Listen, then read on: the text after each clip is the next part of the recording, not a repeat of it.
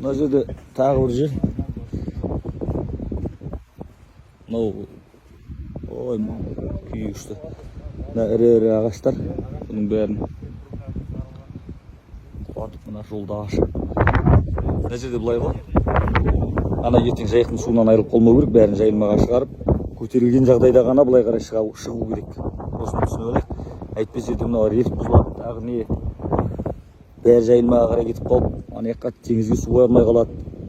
Ана жақ құрғақ қалмау керек қой. Сол үшін нақты есептеліп жасалынып жатыр. Мына бір екеуін көріп кеттік, тағы үшіншісіне көріп кеткенде аралап жоқ қой. Мен ар жағындағы негізгі точкідеміз. Әскери адамдар бар, ЧС бар, аудан әкімі бастап, әкімдіктің азаматтары бар. Бәрі осы жерде күн үстіне қызмет қылудамыз. Сосын тағы бір жағдай. Бұл жерде ешкім ренжіп жатқан жоқ. Қожалығым суға кетіп, малынан айырылған, пәлен түген біздің ауылға. Бұл жерде Сарман деген ауыл бар. Су кетпеуі мүмкін, пәлен түген деген қорқыныштар жоқ. Олар мәз болып жүр керісінше.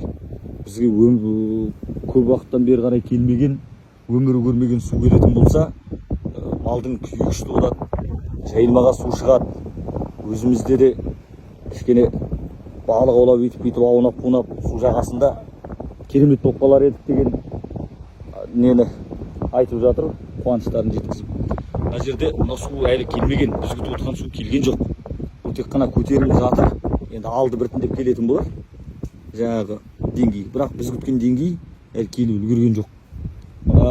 Бірнеше жылдық тарихы бар теректер опырылып, тракторлердің көмегімен, арнайы техникалармен сүріліп жатыр. Бері қарай сосын мына бензопиламен кесемізде, мына судың жолын бөгемеу үшін. Өйткені ана қараңыз, ана Орал жақтан келген су мына ағашымен бірге ағып бара жатыр. Ағашымен бірге ағып бара жатыр. Олар мысалға жаңа бір жерлерді бар, бітейді. Сосын тұнады, суды кедергі ұстайды. Едіге ағамыздың бір сөзі бар. Бүйтіп тұрған бір спичкінің өзі келе жатқан судың жолын бөгейді деген. Үлкен су болса, сондықтан бөгеусіз, кедергісіз. Тағы қайталап кетейік, былай қарай шығатын суды біз жайықтан айырып қалмаймыз. Мақсат мынадай: көтерілген жағдайда облысқа қауіп төнгенде былай қарай кету керек. Қауіп төнбесе, өзінің әнін салып, өзінің жолымен жүре береді. Осы нәрсе кейбір шаруаларға да түсіндіріп жатыр. Біз сіздерге канал қазып беруге келген жоқпыз.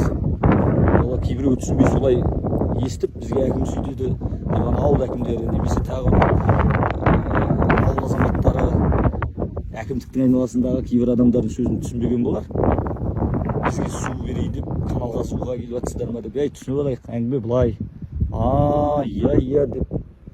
Сосын жалпақ тілмен түсіндіру керек қой. Бұл мал бағып отқан адамға барып, жаңағы терминдерді, халықаралық терминдермен әңгіме айтып жүрсең, ол түсінбейді. Мен ана білімді саласының маманы Арман Хайруллин деген досым бар ғой, халықаралық терминдермен сөйлейтін. Оның сөзіне кейде мен перевод жасап тұрмасам, бір жерлерде кейде тоқайласып басымыз сонда мен оның сөзіне аударма жасап тұрмасам, ол халыққа жете қоймайды. Жалпақ тілмен айту керек те. Осындай нәрсе, құда да тыныш, құрақ үй да тыныш, жұмыс өз мәнінде керемет жүріп жатыр. Облыстық штабтың мүшесі бастап келді, бізде жетекші мүшесі. Сосын мына аудан әкімдігі барлығы бір адамдай, бір үйдің баласындай жұмылып жұмыс жүріп жатыр. Бүгін 18 сәуір сағат 12:30.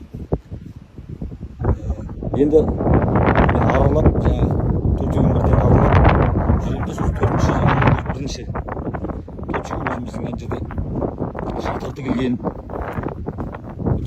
қазан ошағымыз сайланған сол жерімізге бара береміз.